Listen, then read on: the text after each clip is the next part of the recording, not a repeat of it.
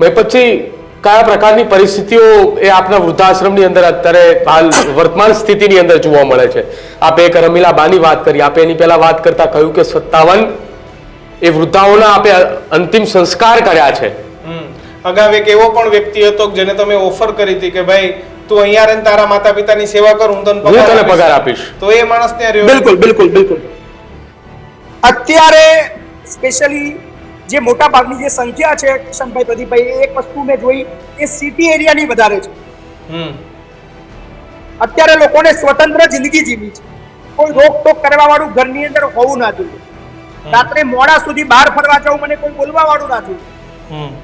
મારે જેવી રીતે કપડાં પહેરવા છે, જેવી રીતે ફરવું છે, જેટલા લોકોને મહેમાનમાં લાવવા છે, મારે જે પ્રકારની જિંદગી જીવી છે, મને એમાં કોઈ દખલગીરી કરવા વાળું વ્યક્તિ ના જોઈએ. બની શકે.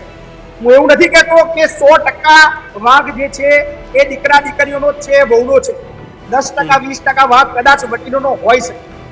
પણ એક વસ્તુ સમજવા જેવી છે કે ઉંમર થતાની સાથે એ માણસનું જે મગજ છે એની પણ ઉંમર થાય છે. કદાચ એની ભાષા બદલાઈ જાય, એનું વિચાર બદલાઈ જાય, એનું વર્તન બદલાઈ જાય, કદાચ એ ગુસ્સાવાળો થઈ જાય, કે કચકચ કરવા વાળો સ્વભાવ થઈ જાય, ચીડિયો સ્વભાવ થઈ જાય. પણ એ વસ્તુ ક્યારે ના ભૂલશો કે તમારા મા બાપ છે. બિલકુલ. તમે જ્યારે નાના હતા તમારી પરિસ્થિતિ એ જ હતી. તમને સમજ નથી પડતી. ખૂબ મહેનત કરીને તમારી કાલી ગયેલી ભાષાઓ સમજીને તમને ક્યારે ભૂખ લાગે છે, તમારે ક્યારે સૂવું છે, તમારે ક્યારે ખાવું છે, તમારે ક્યારે રમવું છે, બધી વાતોનું ધ્યાન રાખ્યું છે. તમને ક્યારે ગુસ્સો નથી કર્યો. પણ અત્યારે તમને ખરાબ લાગે છે. બની શકે 50% વાંક એ વડીલનો હોઈ શકે, પણ યાર તમે તમારા મા બાપને ઘરની બહાર કઈ રીતે કાઢી શકો? કઈક વ્યવસ્થા કરી શકો.